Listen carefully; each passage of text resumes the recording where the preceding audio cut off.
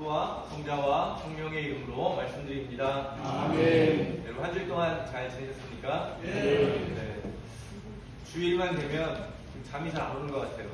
여러분의 볼 생각에 오늘은 어떤 분과 어떤 이야기를 나눌까 그런 생각에 오늘 잠이 좀 일찍 깨더라고요. 그래서 성당에도 좀 일찍 나와서 뭔가 하려고 하는데 제가 주보도 또 틀리고 그래가지고 분주한 또 아침을 좀 보냈는데요. 또 동시에 좀 걱정도 있어요. 오늘 또 빈자리가 있으면 어떻게 할까, 또 그러니까 뭐 일 때문에 못 오시는 분들이 있으면 어떨까 하는 걱정하는 마음도 있습니다. 설레는 마음과 약간 걱정되는 마음 속에서 이 교회를 향한 사랑이 점점 자라나는 것을 느끼게 됩니다. 아멘. 하나님께서 저에게 사랑의 마음을 주신 것처럼 교우님들 한 분 한 분의 마음에도 사랑의 마음을 넘쳐나도록 이 교회를 위한, 또 하느님을 향한, 또 우리가 사랑하는 사람들을 향한 그 사랑이 점점 넘쳐나시는 여러분 다 되시기를 바랍니다. 아멘. 서로 인사 나누실까요? 예수님의 이름으로 사랑합니다. 사랑합니다. 예수님의 이름으로 축복합니다. 네, 사랑하고 축복합니다. 사랑합니다. 축복합니다. 어떤 기대를 가지고 오늘 교회에 오셨는지 모르겠지만 하나님께서는 여러분의 마음을 잘 알고 계십니다. 여러분의 그 간절한 기도 제목들을 주님께서 오늘 예배 가운데 응답해 주실 줄로 믿습니다. 오늘 우리가 함께 읽은 복음 성경의 이야기는요, 지난 주일과 이어지는 이야기입니다. 잠깐 복습을 좀 해보면 지난 주일 복음이 황제의 도시 필리포의 가이사리아라는 도시에서 일어난 사건이고, 베드로가 고백했죠.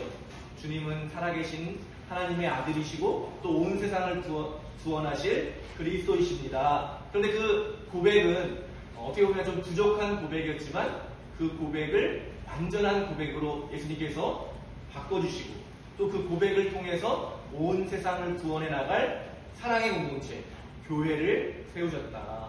그래서 그러면서 이제 그 이야기에 이어서 오늘의 이야기가 이어지는 것입니다. 다시 한번 우리 기억하면서 21절을 제가 다시 한번 읽어드리도록 하겠습니다. 오늘 함께 읽은 21절의 말씀입니다. 그때부터 이제 예수님의 이제 본 마음이 드러나시는 거죠. 그때부터 예수께서는 제자들에게 자신이 반드시 예루살렘에 올라가 원로들과 대사제들과 율법학자들에게 많은 고난을 받고 그들의 손에 죽었다가 사흘 만에 다시 살아날 것임을 알려주셨다. 아멘. 아멘. 예수님께서 이제 본인이 이 땅에서 하시려고 했던 일이 무엇이었는지 갈릴리아를 중심으로 하면서 하느님 나라를 선포하시고 제자들을 부르고 가르치시고 또 병든 이들을 치유해 주신 그 일들의 목적이 무엇인지를 이제 본격적으로 분명하게 드러내시는데, 그게 무엇이에요? 예루살렘에 가서 고난을 당하고 십자가에 달려 죽었다가 부활하는 것. 그것이 바로 예수님이 이 땅에서 행하신 일이었다라고 선포하시는 거죠. 이제 내가 고난을 당하겠지만 그 고난 앞에서도 꺾이지 않고 하나님의 뜻을 온 세상에 드러낼 것이다. 다시 바꿔 말하면 뭐예요? 예수님이 이 땅에 하나님의 나라를 선포하시고 하나님의 뜻을 이루어 가시는데 세상의 반응이 뭐라는 거예요? 와, 환영하고 칭찬하고 받아들이는 게 아니라 세상의 반응은 뭐예요? 조롱하고 폭력을 가하고 결국에는 죽이려고 하는 그게 바로 십자가잖아요. 우리가 상징으로 삼는 십자가는 바로 비참한 죽음을 상징하는 거예요. 예수님께서 하나님의 뜻을 드러냈을 때 세상은 그런 예수님에게 십자가를 들이미는 거예요. 이 십자가를 네가 져봐라. 예수님께서 그토록 드러내고자 하셨던 하나님의 뜻이 무엇입니까? 우리가 잘 알고 있는 요한복음 3장 16절의 말씀이야말로 예수님이 이 땅에 드러내신 하나님의 귀한 뜻입니다. 하나님은 이 세상을 극진히 사랑하셔서 외아들을 보내주시어 그를 믿는 사람은 누구든지 멸망하지 않고 영원한 생명을 얻게 하여 주셨다. 아멘. 여기 영원한 생명의 길이 있다는 거예요. 그런데 뭐예요? 하나님이 이 세상을, 죄인들도 우리가 별 볼일 없어 하는 모든 피조물 하나하나까지도 어떻게 해요? 극진, 최선을 다해서, 온 힘을 다해서 그렇게 사랑해 주셨다는 거예요. 그러니까 하나님이 예수님을 통해서 드러내신 뜻은 뭐냐면 우리 한 사람 한 사람을 극진, 정말 우리가 생각하는 상상할 수 있는 그 어떤 것보다 더 넓고 깊게 사랑해 주셨다는 거예요. 세상에 그렇게 세상이 우리 한 사람 한 사람을 너무너무 하나님이 사랑해 주신다라고 하는 그 뜻을 드러내셨을 때 세상 사람들이 말하는 거예요. 틀렸어. 하나님은 특별한 사람만 사랑해 주시고 선택받은 우리 유대인들만 사랑해 주시는 거예요. 틀렸어. 저 사람들은 사랑받을 가치가 없는 사람들이야. 저 사람들은 쓸모없는 사람들이야. 그렇게 세상에 버려지는 사람들, 그게 바로 세상적 질서이죠. 가치 있고 성공하고 힘 있는 사람들만 인간 대접을 받고 그렇지 못한 사람들은 버려지는 거예요. 그것이 소위 말하는 황제의 이름으로 행해지는 세상의 질서였던 거죠. 그런데 거기에 반하셔서 예수님은 말씀하시는 거예요. 아니 그렇지 않아. 세상에 쓸모없는 사람은 단 한 사람도 없다. 왜냐하면 하나님이 그 사람을 극진히 사랑하시다. 하나님이 저 병자들도, 저 죄인들도, 저 가난한 사람들도, 저 여인들도, 인간 취급받지 못하는 어린 아이들도 극진히 사랑하십니다. 그래서 자기를 향해 오는 어린 아이를 막지 말라고 하잖아요. 그 당시에 어린 아이는 인간이 아닌 거예요. 때리고 가르치고 인간을 만들어내는 존재라고 생각했던 그 어린 아이조차도 예수님은 사랑의 존재로 받아주십니다. 그러니 하나님이 그렇게 하나님의 사랑을 전했을 때 세상의 반응은 뭐라고요? 십자가입니다. 저주, 조롱, 폭력, 그리고 가장 큰 힘이 뭐예요? 죽음으로 예수님의 입을 막으려고 했다는 거예요. 세상의 통치자, 황제로 대표되는 그런 질서를 따를 것인가? 아니면 예수님이 선포하신 하느님 나라를 따를 것인가? 성서는 바로 지금 우리에게 그 선택을 묻고 있는 거예요. 내가 따르는 주님은 누구이신가?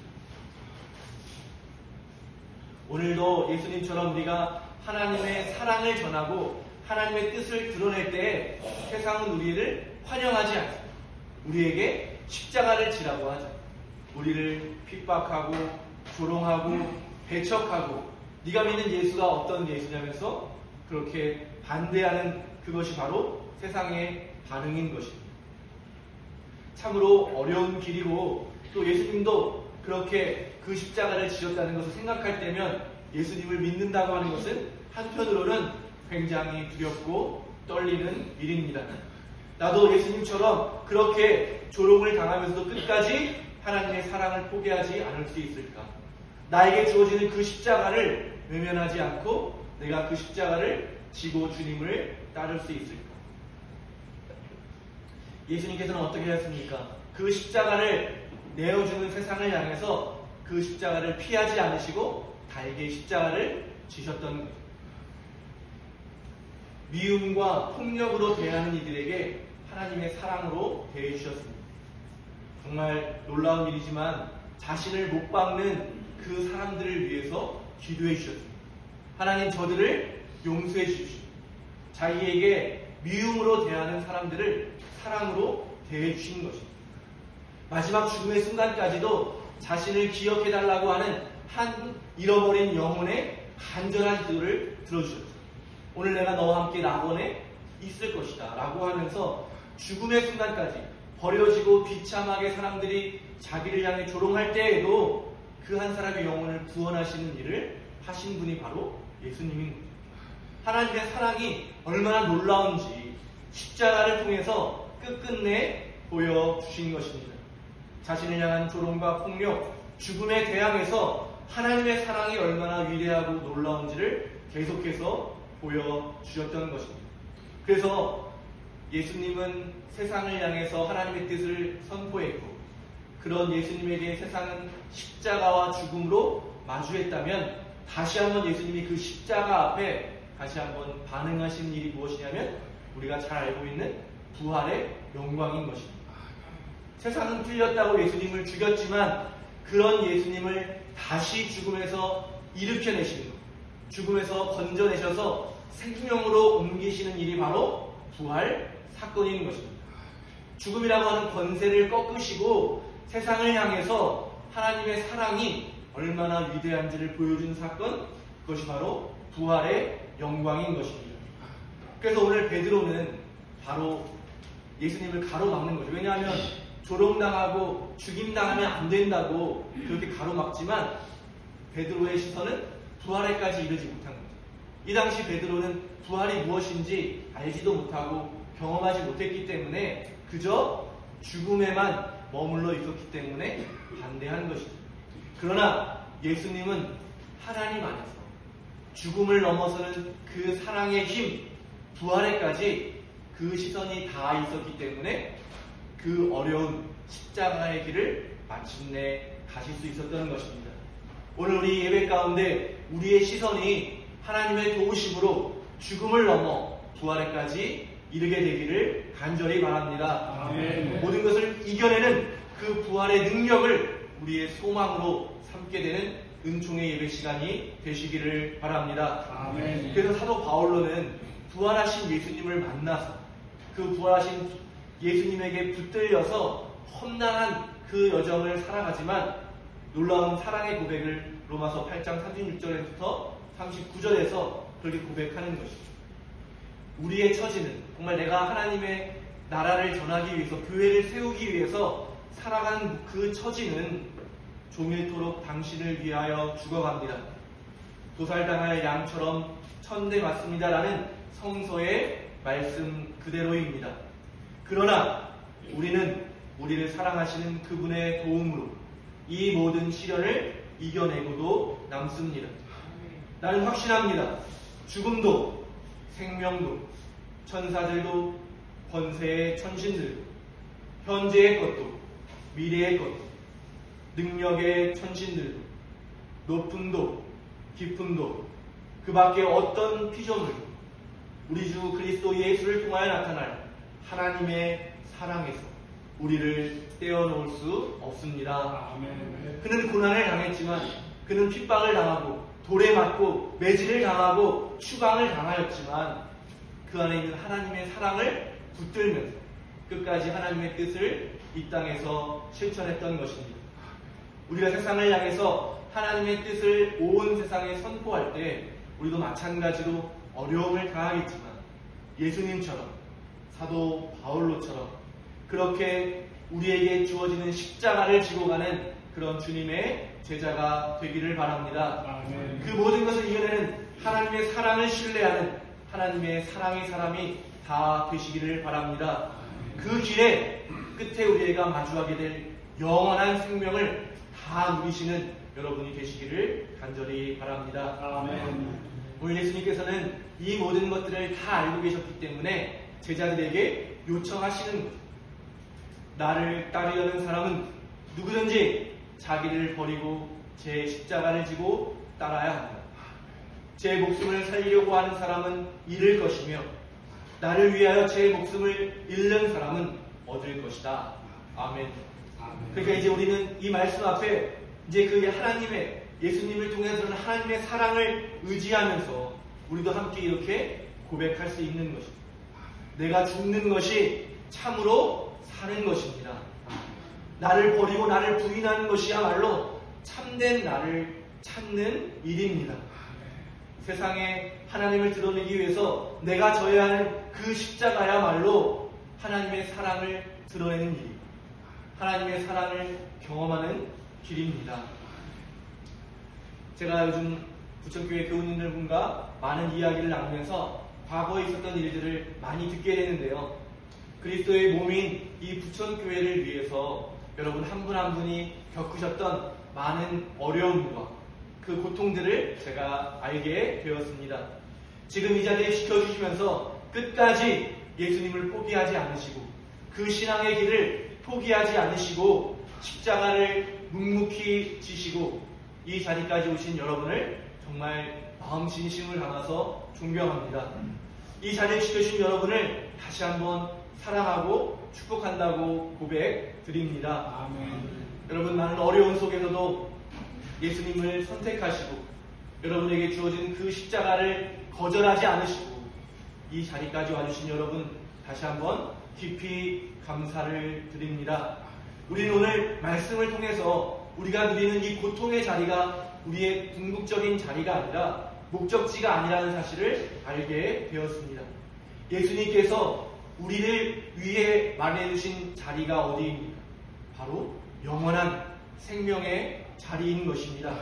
세상의 조롱과 핍박이 있겠지만 우리는 예수님처럼 부활의 영광에 이르게 될 것입니다. 아멘. 우리 귀한 지체들, 우리 형제 자매들을 서로 격려하면서 지금까지 잘 해왔던 것처럼 서로를 위해서 기도하며 서로를 깊이 사랑하면서 그렇게 하나님 나라를 이루어 갔으면 참 좋겠습니다. 아멘. 서로를 위해서 기도해 주시기 바랍니다. 아멘. 서로에게 칭찬과 격려를 아끼지 마시기를 바랍니다. 아멘. 예수님이 마지막 순간에 제자들에게 부탁하셨던 것, 서로 사랑해라. 그러면 온 세상이 너희를 통해서 하나님을 알게 될 것이다 라고 하는 이 말씀이 우리의 실천이 되기를 바랍니다. 세상을 향해서 어떻게 우리가 들을 수 있겠어요? 우리 서로가 먼저 예수님의 사랑으로 사랑하고 용서하고 축복할 때 세상 사람들은 자연스럽게 예수님을 알게 될 것입니다. 잡히시던 날 밤 제자들에게 예수님이 마지막 하신 말씀으로 오늘 설교를 마치려고 합니다. 요한복음 16장 32절 33절에 또 오늘 사도 바울로가 변명했던 것처럼 그냥 서로 힘을 내서 사랑하자, 힘을 내서 더 사랑하자라고 하는 말씀과도 연결되는 말씀인데요. 마지막 순간까지 제자들에게 하신 이 예수님의 말씀을 우리가 붙들면서 살아갔으면 참 좋겠습니다. 이제 너희가 나를 혼자 버려두고 제각기 자기 갈 곳으로 흩어져 갈 때가 올 것이다. 아니 그때는 이미 왔다. 하지만 아버지께서 나와 함께 계시니 나는 혼자 있는 것이 아니다. 나는 너희가 나에게서 평화를 얻게 하려고 이 말을 한 것이다. 너희는 세상에서 고난을 당하겠지만 용기를 내어라. 내가 세상을 이겼다. 아멘. 아멘. 성부와 성자와 성령의 이름으로 말씀드렸습니다. 아멘.